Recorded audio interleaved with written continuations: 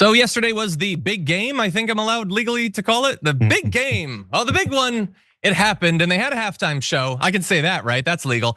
And anyway, Kendrick Lamar performed, and I'm not like a massive Kendrick Lamar fan because he's a musician. I don't really listen to music, but I was fine to just watch it and enjoy it for what it was. A lot of people obviously put a ton of work into it, and I have to imagine that if you are a Kendrick Lamar fan, which many people are, you probably really enjoyed it.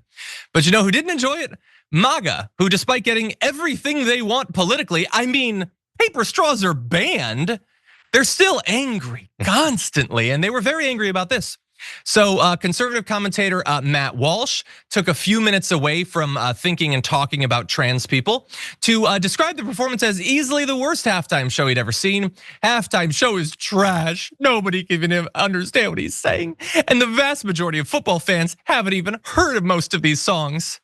I mean, they can't have. They're white, right? They've got to be white. Please tell me the white fans don't know who this is. And so he's very bothered by the fact that black people continue to exist, which is very rude of them considering the results of the election, but they do exist.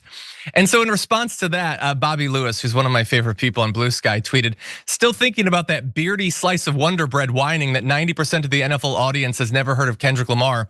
Because if there's one thing black people don't like, it's football. That's why all the players are white, which is pretty good, see?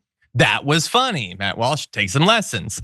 Anyway, Matt Gaetz says, the halftime show you just watched is clearly the regime's response to Trump's historic gains with black men, which I love for two reasons. First of all, because it's community noted that they had planned it literally months before, but that isn't really gonna matter to Matt Gaetz because when Matt Gaetz says things, he's not assuming that it's true or accurate or really means anything. He's just making noises out of his face hole. You and I, when we say things, we want it to comport with reality. That's like important to a lot of people, not for Matt Gaetz. But the better thing though is, this is the regime's response. Oh God, the massive victim complex. These guys want to be the Rebel Alliance so bad as they're the empire. The regime, now look, I don't like that you guys control the presidency and the Senate and the House and the Supreme Court. I don't like that all of the richest people in the country have bought you all and are now literally just unilaterally going about the government and changing what they like. But one side effect of that is that you guys are the regime now. You get that, right? You don't get to imply that you're plucky upstarts and we're gonna take down the deep state. You guys have everything, okay? Own that, you doink. Anyway, George Santos says the Super Bowl halftime show is absolutely trash, which for a guy as like messy and sassy as George Santos was not his best work. You could have done better with your attack on it. Charlie Kirk simply said the music was not his style. And I guess it's not personally. Never forget that, as other people have pointed out on Blue Sky, when they do their Turning Point USA events, they fill that thing top to bottom with trap beats and all that stuff, because that sort of music is for them to use to feel cool. When black people are performing it, I'm not a fan of that. I don't like it. It's only for us to co-opt. And let's see, Jack Pasabiak, I think his name is. I never learned how to pronounce it, and I never will. He posted a video of the band Creed's Super Bowl performance saying, this is what a real halftime show looks like. I mean, they are white, that's true, I guess. Anyway, and there's more besides accusations that Kendrick Lamar is satanic because he's black and because he rapped or something. I don't know, JR. Are you a fan of Kendrick Lamar? How do you respond to these accusations? Were you a fan Kendrick of is dope. show? This is the thing, Kendrick Lamar is dope. He's doing a lot of things. He has different meanings to the things behind what he did, and also behind the Super Bowl halftime show. Also left the Grammys with tons of them. I don't watch the Grammys, but I saw a bunch of pictures and stories about how he was literally holding arms full of them. Because his album and that whole beef with Drake, the back and forth of their back and forth records that they put back and forth at each other, captured music fans of the genre, right? And who cares if Jack Posobiec doesn't know about it, or Charlie Kirk, or any of the Matt Walsh? Who cares if they don't know? Who cares? Because when whatever kind of music that apparently they listen to has some kind of a surgence or gets a bunch of awards and everything, it's okay. Nobody's whining and crying and going, oh my God, I can't believe white folks listen to that music. Who cares? Who cares?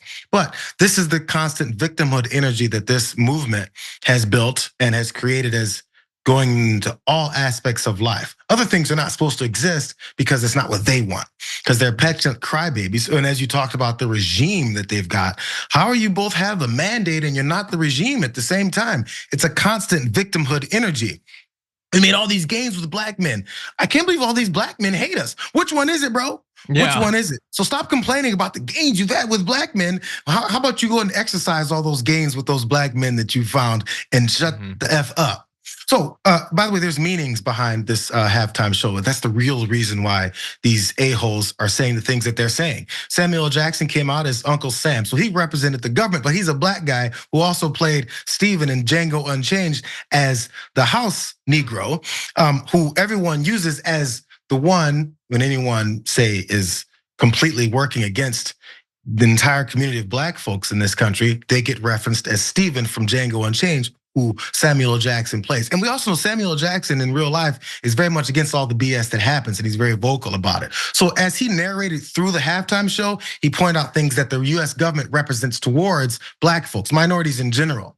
But you can't be too ghetto, he said at one point. Calm down, don't do what they say to do. He went through so many different aspects, and it guided you through the vision and also the artistic direction of this whole halftime show.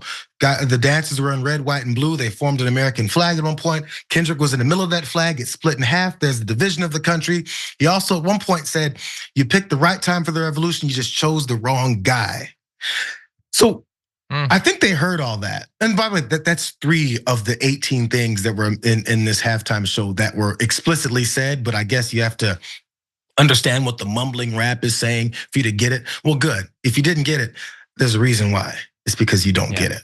And it's also the same reason why people like Donald Trump, JD Vance, and the rest of their boys in office tell you the things that you nod and agree with. So there's a point when you might wanna do this weird thing that they told you a long time ago that you're not supposed to do.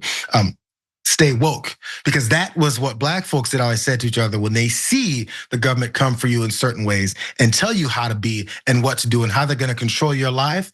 And if you don't stay awake and aware of what's around you, you just might fall for it. So that's the reason why they came after that term. Yeah. Look, I didn't necessarily get all of the visual references, everything, but I thought it was interesting. Obviously, very well done. I thought I picked up a little bit of subtle Squid Game imagery in some of them. That was in there too. But and obviously, Squid Game has a lot to say about capitalism and how it leaves people behind and everything. I'm just gonna end with Graphic 7.